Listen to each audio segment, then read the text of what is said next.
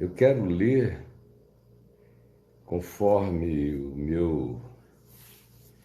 minha legenda, meu título já sugere, acerca do fato de que não dá para a gente dizer que crê em Jesus e continuarmos cheios de raiva, de antipatias, de incapacidades de acolhermos pessoas, de lidarmos com os que são diferentes de nós e fazermos isso sem que estejamos pensando que estamos fazendo um grande favor a quem quer que seja, mas de maneira completamente natural, totalmente pura, espontânea, como no coração de todo aquele em quem o Evangelho de fato penetrou, as coisas acontecem. Não existe na maturidade da fé nenhuma possibilidade de que o Evangelho não seja palavra de graça, de tolerância no coração de todos nós. E eu digo isso porque para mim é inconcebível o que está acontecendo hoje no país. Como os cristãos estão cheios de ódio, uma capacidade enorme de declarar raivas. Isso é um espírito, é uma luta que tem que ser encarada como sendo algo contra principados, potestades e poderes espirituais do mal, corrompendo, apodrecendo a nossa alma com ódio. Olha só nesse Natal, quantas pessoas que em outros natais estavam com você, na sua família, que não se chegam mais, quanta divisão, quanta raiva, dividiu famílias, amizades, relacionamentos. E o pior é que essa não é uma coisa tópica, vinculada apenas e, sobretudo, a um tema. Tem alguns temas que são os piores, que dividem mais. Religião, política, entenda-se por política, ideologia, torcidas partidárias, essas coisas todas. E entenda-se por religião o múltiplo conflito entre aqueles que não aceitam os diferentes, sob hipótese nenhuma. E o que cria hostilidades que vão de verbalizações a ações, a atitudes e ações hostis. Agora, a gente está falando disso não na Arábia Saudita, não é na Arábia Saudita. A gente está falando disso num país que se jacta de ter uma população de mais de 40, 45, talvez 50 milhões de evangélicos, e os outros todos se confessam cristãos, católicos ou de algum outro jaez, ou de religiões que, conquanto não sejam diretamente cristãs, mas são sincreticamente cristãs. Essa é a grande população do país. É nesse país onde a figura simbólica, o nome Jesus, esse nome Jesus, tem uma suposta importância e é interpretado de muitas e muitas maneiras diferentes, de modo que quando a gente está falando Jesus, a gente não está necessariamente definindo nada, designando nada. Em nome de Jesus, tanto se estende a mão para socorrer o necessitado, quanto se tasca a mão na cara de um diferente, de uma outra pessoa. O nome Jesus batiza as concepções mais antagônicas entre si. O nome Jesus batiza do diabo a nomenclatura divina mais extravagante. Tudo isso cabe em nome de Jesus. Então, quando alguém diz no Brasil, ou no Ocidente da Terra, ou mesmo nos Estados Unidos da América, diz algo sobre Jesus, não está dizendo nada, a menos que descreva como é o caráter, como é a pessoa. Quem é esse Jesus acerca de qual está falando? Não adianta dizer que é o Jesus da Bíblia. A Bíblia é só um livro e Jesus da Bíblia não é nada. A pessoa tem que saber dizer como é Jesus, quem é Jesus, o que Jesus diz que é vida e o que Jesus diz que não é. O que Jesus diz que é levado e o que Jesus diz que é abominação. O que Jesus diz que é evangelho e o que Jesus diz que é a hostilidade predatória do mundo que jaz no maligno. Tem que saber. Se for discípulo dele, tem que saber. Porque não basta ouvir dizer que algo está sendo feito em nome de Jesus. Porque o nome de Jesus não designa nada, mas uma legião de todas as concepções que, de maneira vinculada a ele, se queira atribuir e fazer. E não é de agora, sempre foi assim. E não vai deixar de ser, mas vai continuar. Uma das coisas, no entanto, que me chama a atenção, a cada dia mais me chama a atenção, sobre a multiplicidade desses Jesuses na cabeça dos cristãos, que são não apenas diferentes, porque diferente é peculiaridade, é traço, é personalidade, é cultura, é regionalidade, é crescimento, é hábito, é forma, é expressão. Ser diferente. Agora, a questão não é essa.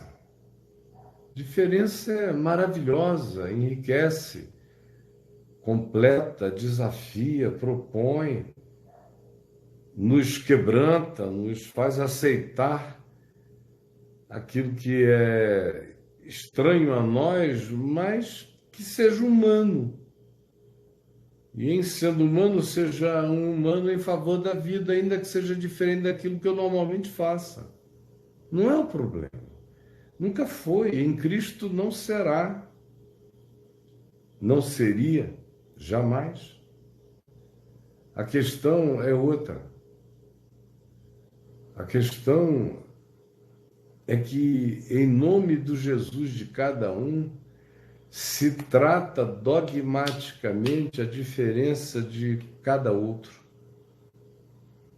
Esse é o problema. Está no coração das nossas guerras milenares, feitas em nome de Deus e da religião, em nome da cruz e com a espada na mão. Tudo isso foi feito em nome do meu olhar dogmático, que não aceita a diferença do próximo e que ou ele se converte de maneira a ser absorvido na nossa configuração e formatação, ou ele é uma ameaça, por isso precisa ser calado, precisa ser queimado, precisa ser silenciado, precisa ser rejeitado, precisa ser infamado, precisa ser estereotipado negativamente, precisa ser aniquilado, se possível. Essa é a verdade. E cada vez é mais assim. Agora, de novo, não é a primeira vez, a história humana, ela tem exceções no ocidente da Terra, aqui entre nós cristãos, desde o Evangelho em Jerusalém, no livro de Atos, até o dia de hoje, especialmente no ocidente da Terra, que é onde nós habitamos, e onde está a maior densidade de cristãos no planeta, e dentre eles a maior densidade de evangélicos e protestantes, que é a grande maioria que está aqui me assistindo,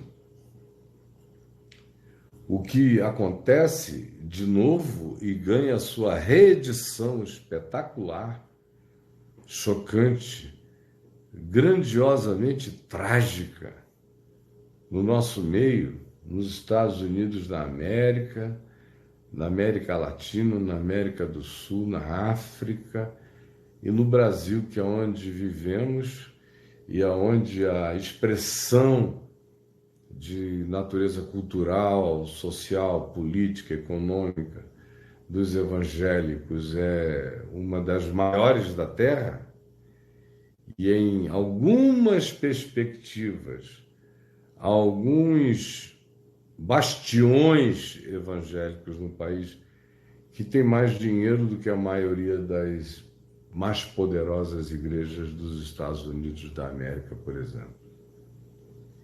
Então, aqui entre nós, essa multiplicidade desse olhar antagônico dos Jesuses, do politeísmo dos Jesuses na mente dos cristãos, que são de fato servos de múltiplos panteões de Jesuses que não se dão, Jesuses que não se encontram, Jesuses que não se topam, Jesuses que não são Jesus, que são anti-evangelho, mas são anti-evangelho em nome do Senhor Jesus. Aí até o diabo fica confuso. Imagina você, que chegou aí outro dia, num desespero, angustiado, sem amigos, ou sem família, ou orfanado, ou desencantado do mundo, e projetou todas as suas esperanças e expectativas para esse lugar em nome de Jesus.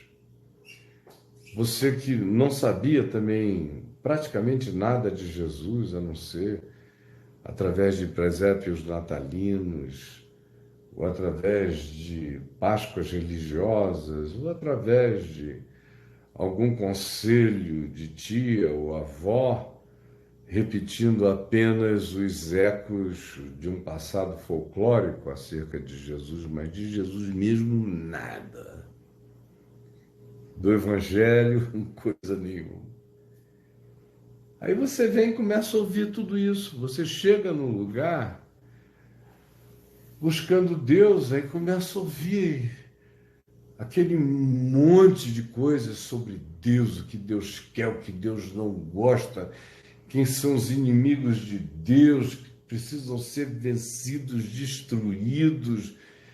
E se você não aborrecer os inimigos de Deus, você está negando a fé, você está se vulnerabilizando para o mal. Aí os inimigos de Deus não estão dentro de você. Você não é ensinado que o seu inimigo é você, é a sua carne. Mais do que o diabo, é você, é sua inveja, é sua arrogância que é ignorância soberba, é a arrogância, é o não saber que todavia arroga a projetar a sua ignorância como conhecimento. Isso é arrogar. Arrogância. Arrogância sobre tudo. Afirmações peremptórias de gente que não sabe nada, nada, mas em nome de Deus ficam em estado de grande eloquência e dizem, como diz Paulo, e fazem ousadas asseverações e vão multiplicando na cabeça das pessoas essa multidão de confusões sobre Jesus. E nunca se revela para as pessoas que o reino de Deus é uma construção no coração, que o inimigo não está fora, o inimigo está dentro. O inimigo é o ódio, é a antipatia, é o juízo, é o desrespeito para com o próximo, para com a diferença dele, por quem ele é a intolerância, é a infâmia, é a fake news, é a mentira divulgada, propalada, com convicção dos arrogantes, emburrecidos. A gente não sabe que o mal não está na esquina, mas está aqui.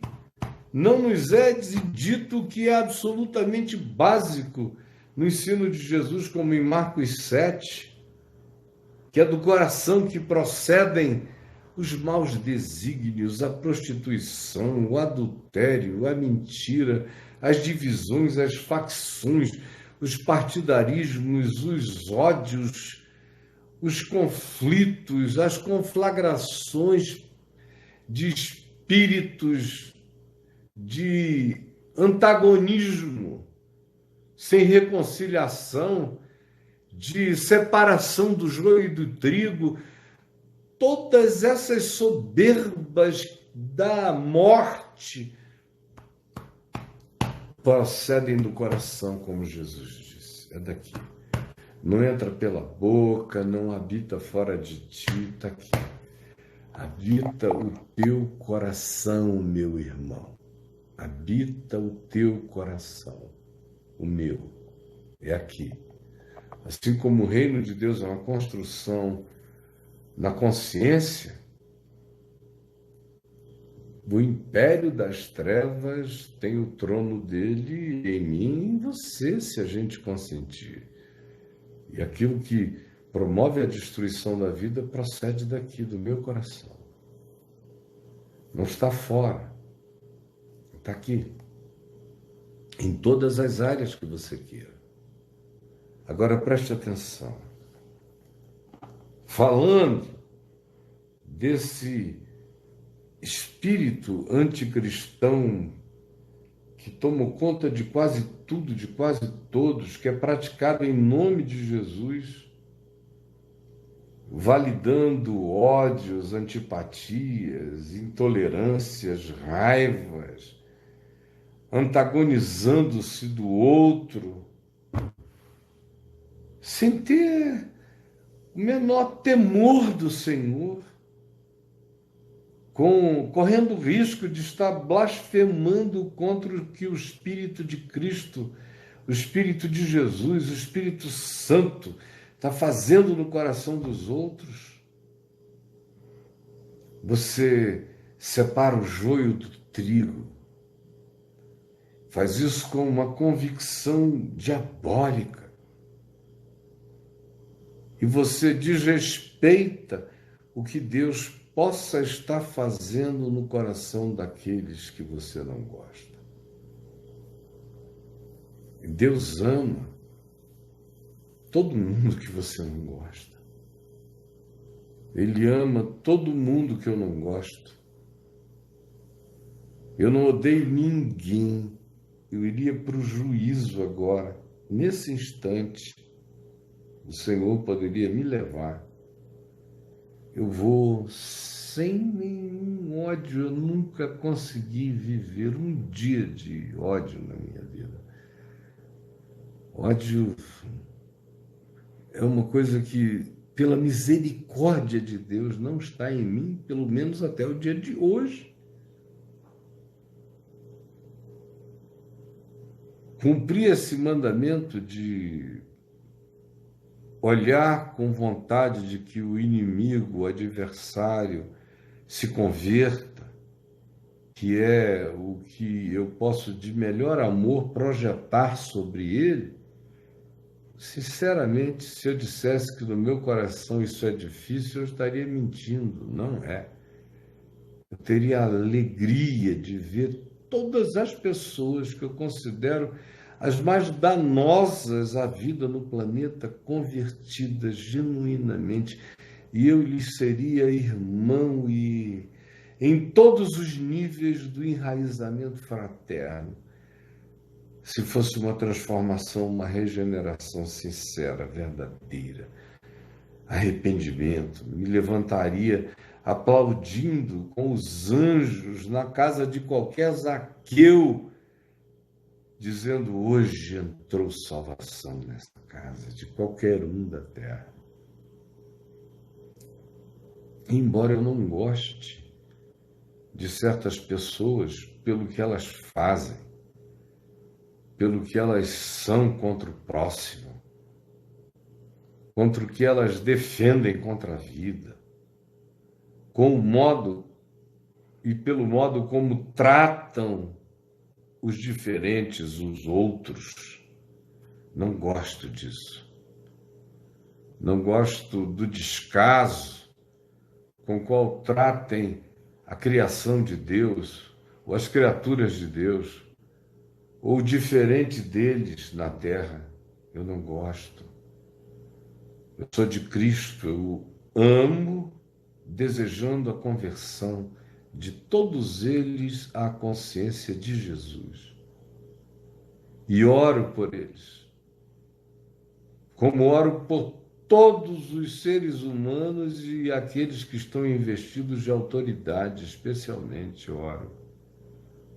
Como Paulo disse, para que vivamos vidas mansas e tranquilas, com toda piedade e respeito. Nunca torci por nenhum governo. Pedro diz na segunda epístola dele, e é o que Judas repete, que ninguém deve torcer contra nenhum governo. Ninguém deve tentar secar, amaldiçoar, secar, olhar com a expectativa de que não dê certo. Não. Segunda epístola de Pedro, epístola de Judas. É explícito. Não seque. Ore para que dê certo. E Paulo dá razão, porque a gente está juntos. Para que vivamos vida mansa e ordeira com toda piedade e respeito. Para que tenhamos com que comer, beber e nos vestir, e um telhado sobre a cabeça, e assim estejamos satisfeitos, é o que Paulo também diz. Esse é o meu espírito, eu sou um cristão. Eu não tenho como sentir diferente, desejar diferente, pensar diferente. Não tenho. E eu digo isso olhando para principados, potestades e poderes e na presença de Deus com temor e tremor. Minha mulher sabe, meus filhos sabem, quem convive comigo sabe, e é na presença de Deus que eu digo tudo que digo e reafirmo tudo que disse. Não conheço o espírito do ódio. Não torço contra qualquer coisa e qualquer um que esteja investido de autoridade. Desejo que o bem lhe atinja a mente, os discernimentos e as decisões, porque fazemos parte de um todo. Como disse o profeta Isaías, o profeta Jeremias, orai pela paz desta cidade, porque na sua paz vós tereis paz. Só um suicida deseja a desgraça para a validação de uma opinião de natureza política ou religiosa. Só um perverso de coração. Alguém que deseja o bem dos seus filhos, dos seus netos, e deseja seu próprio bem, torce para que, não importando qual seja a ideologia partidária, alguma coisa dos céus aconteça, como Daniel, que orou por Nabucodonosor, orou pelos seus sucessores, orou por quem veio, pedindo bem, pedindo prosperidade, porque ele e todos os demais comiam do que quer que dali procedesse, portanto, orando para que as decisões ruins fossem afastadas e pedindo a Deus que a luz iluminasse a mente de quem quer que fosse o que estivesse ali. E não eram pessoas eleitas pelo voto popular, eram tiranos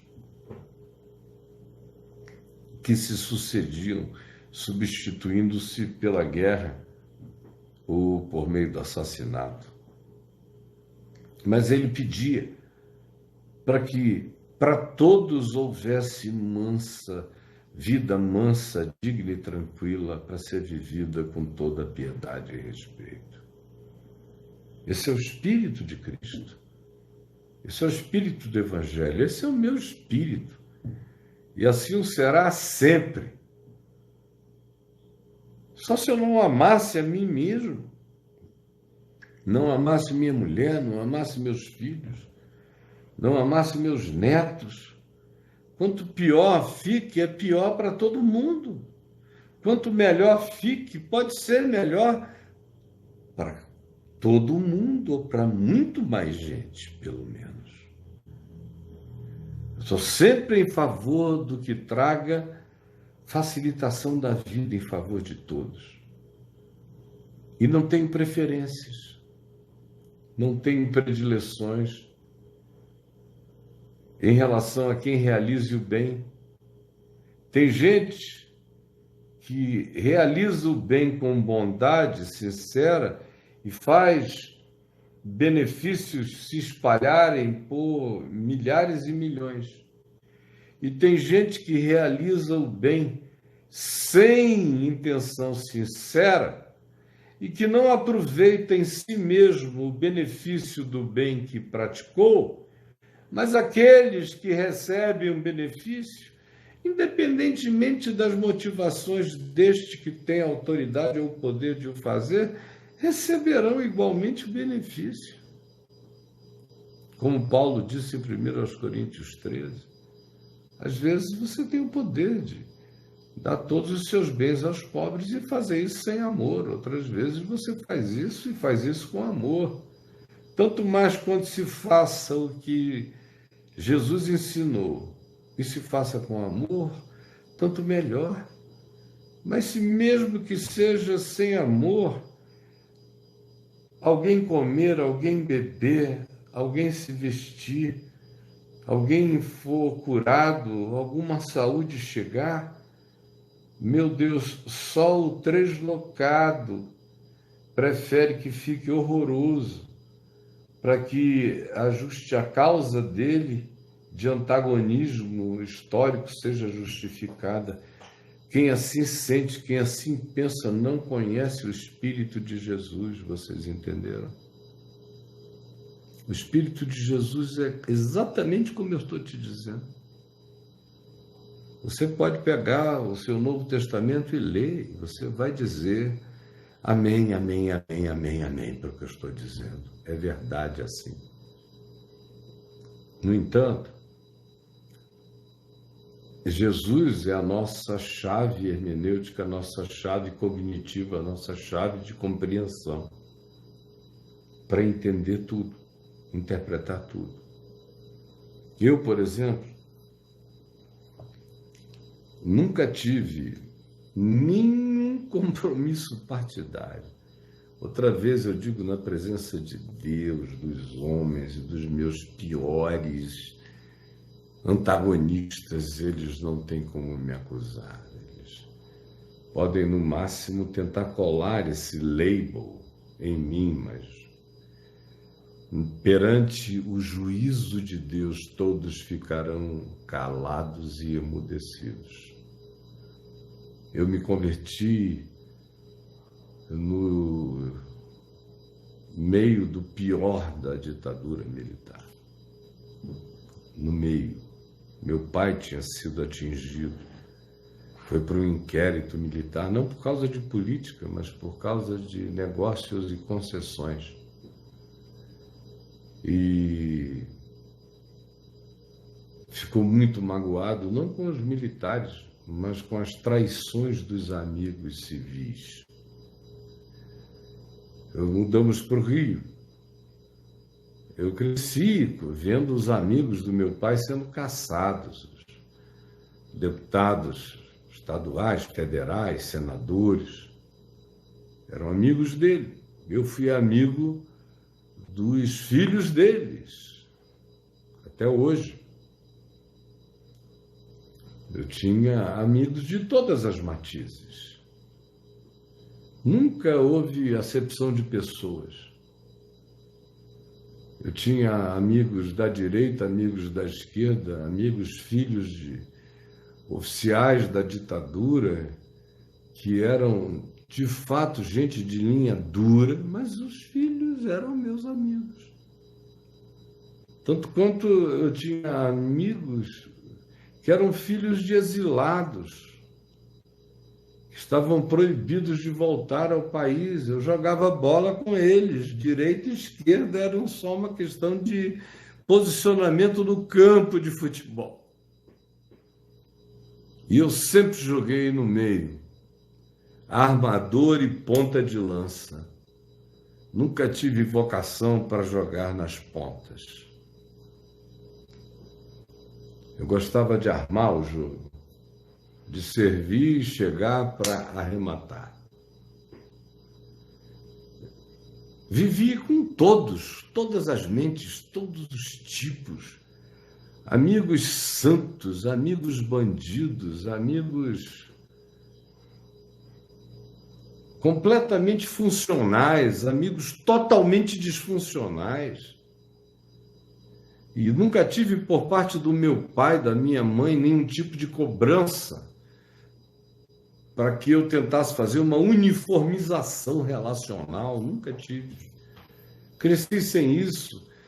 Fui adolescente no meio do movimento hippie, que era totalmente sem nada disso. E criei no evangelho ensinado pelo meu pai, que era um homem que já vinha livre disso desde antes de se converter. Quando se converteu, aí é que ele ficou um ser universal, genuinamente católico, no sentido de universalidade, de inclusividade, de uma capacidade de acolhimento de ponta a ponta do espectro. Ele entendeu que se não houvesse amor, não haveria Deus, não haveria nada que se aproveitasse no Evangelho, nada. E eu cresci na fé, sim. E me casei com a filha de um almirante que tinha tido o seu próprio papel no governo militar, e ainda tinha. Eu me casei em 75. Normalização dos processos no Brasil vieram a acontecer de fato, começarem a acontecer depois de 88. De modo que eu atravessei tudo isso. Quando eu me converti, não havia nenhuma polarização, exceto contra a ditadura. A maioria da população e da minha geração já dizia: a gente não quer isso, nós temos que ter o direito de viver com liberdade, de escolher democraticamente. Eu cresci com essa aspiração e me converti com esse ideal e aprendi logo na Escritura que a obediência era ao Senhor dos Senhores e nem a nenhuma ditadura, a nenhuma constituição, nem mesmo obediência à democracia. Eu obedeço à democracia enquanto ela for democracia justa para o povo. Se ela se fizer passar em nome de si mesma como um processo de mascaramento, de uma ação mentirosa contra o povo, contra a vida, contra a liberdade, eu me insurgirei contra essa democracia mentirosa. Eu sou discípulo dos profetas que dizem: ai dos que promovem leis injustas, leis de opressão, para negar o direito ao pobre, ao desvalido. Eu sou discípulo do Novo Testamento que com Tiago clama o clamor profundo que diz: ai dos que sonegam o salário e vão crescendo, como Isaías já dizia, vão pegando campo a campo, vão tomando conta de tudo até que eles sejam os únicos donos da terra. Ai daqueles que guardam o salário dos trabalhadores. O clamor dos trabalhadores chega até os ouvidos do Senhor dos Exércitos. Epístola de Tiago, capítulo 5, Tiago, irmão de Jesus. Eu sou discípulo dessa consciência de Jesus, que iniciou seu ministério e foi morar, ele que cresceu em Nazaré, no anonimato, foi morar na Galiléia dos gentios, dos pagãos, onde tinha de tudo. Tinha de todos. Tudo que não havia na Galiléia era uniformidade, tudo que havia lá era diferenciação. Tem que ser muito alienado historicamente para não saber disso. Ele escolheu essa plebe, que foi assim chamada em João, pela aristocracia de Jerusalém, essa plebe que nada entende da lei. Foi para essa plebe que ele decidiu ir morar, curar e estar a maior parte do tempo. 90% do tempo dele é no meio dessa gente. Ele designa, assim fazendo, um olhar primordial, tanto quanto quando ele diz que os céus dos céus não podem contê-lo, mas ele habita com o quebrantado e contrito de coração, tanto quanto quando Jesus disse na sinagoga de Nazaré: o Espírito do Senhor Deus está sobre mim, pelo que me ungiu para evangelizar os pobres, a proclamar libertação aos cativos e restauração da vista aos cegos, para pôr em liberdade os oprimidos e anunciar o ano aceitável do Senhor. E acerca disso que ele diz, o Senhor me enviou, ele diz, assim como o Pai me enviou, também eu vos envio, a missão de vocês é a mesma. Tem que ser com o meu olhar, senão não será comigo, será só a coisa de vocês, mas não será comigo.